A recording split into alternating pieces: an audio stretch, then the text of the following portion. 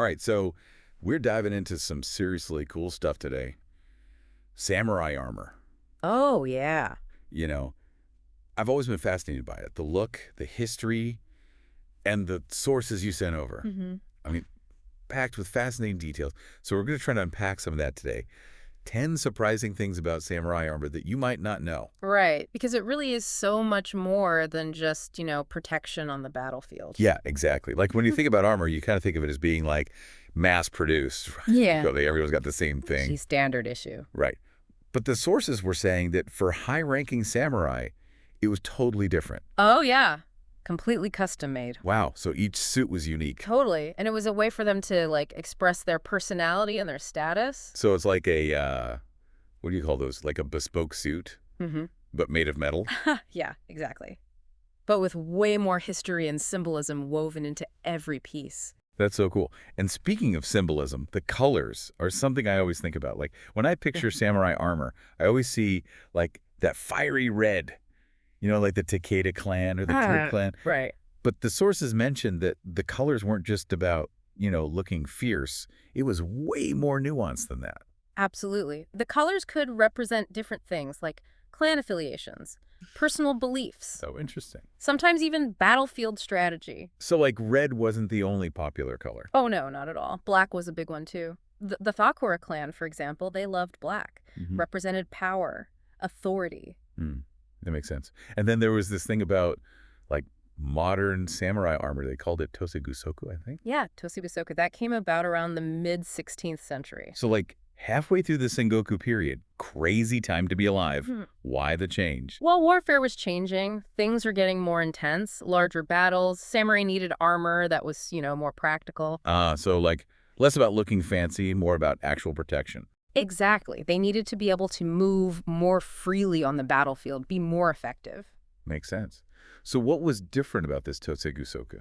Well, for one, the torso armor, was designed to be more flexible. And some samurai even started incorporating elements inspired by European armor. Oh, wow, really? Yeah, because they were starting to see more European armor in Japan through trade. That's amazing. Really fascinating how they adapted and blended different styles. And speaking of the armor itself, it's made up of so many different parts. Oh, absolutely. It's a whole system. Like you've got the kabuto, the helmet, the do, kusazuri for the legs, kote on the arms, and of course the katana. That's a lot of gear.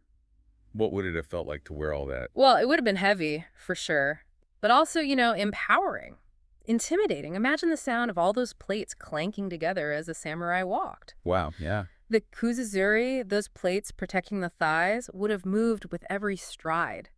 And the kote. Those were the arm guards, right?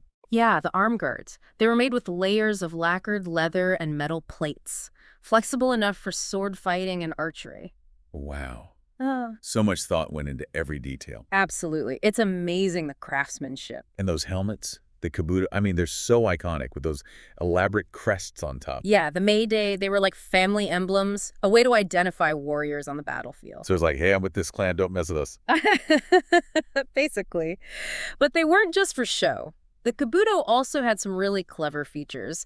Hidden compartments for messages sometimes, even small tools for repairs in the middle of battle. Seriously, like a mini toolkit built into their helmet? That's incredible. Yeah. It's amazing how it's all about both practicality and, like, artistry.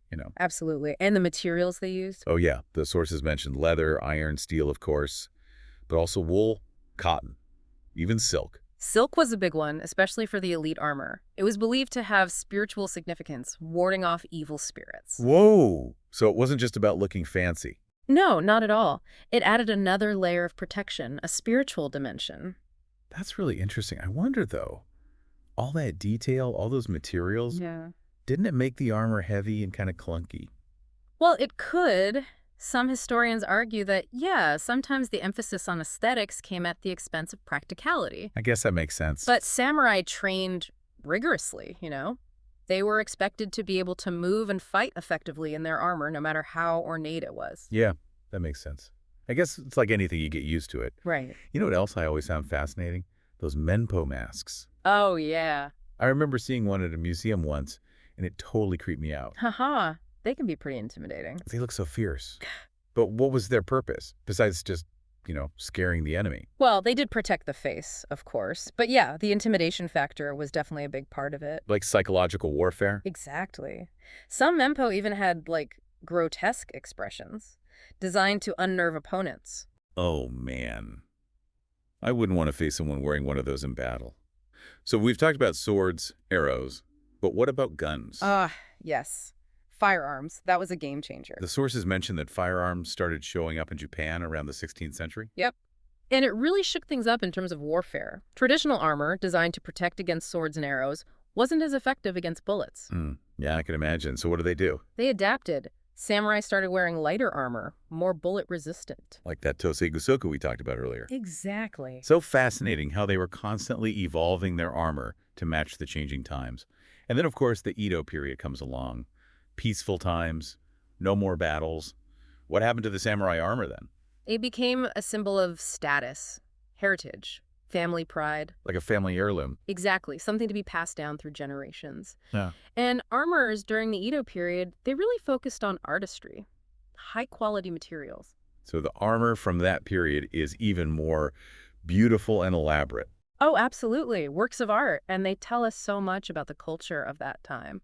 It's incredible when you think about it. Like, one suit of armor can tell you so much about history, culture, and even the individual warrior who wore it. Absolutely. It's a window into the past. So what have we learned today? Samurai armor isn't just about protection. It's about art, symbolism, identity, and even a bit of psychology. And it evolved over time, reflecting the changing world around it. Yeah, that's a great summary. It's so much more than just metal and leather. Exactly. And makes you think, about how we view armor today. It's mainly about function now.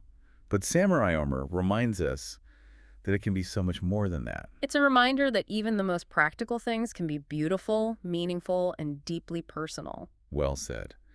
I hope everyone listening will take some time to, really look at images of different samurai armor styles. You'll be amazed at the variety and the detail. And the stories they tell. Yeah. You'll never look at a suit of armor the same way again.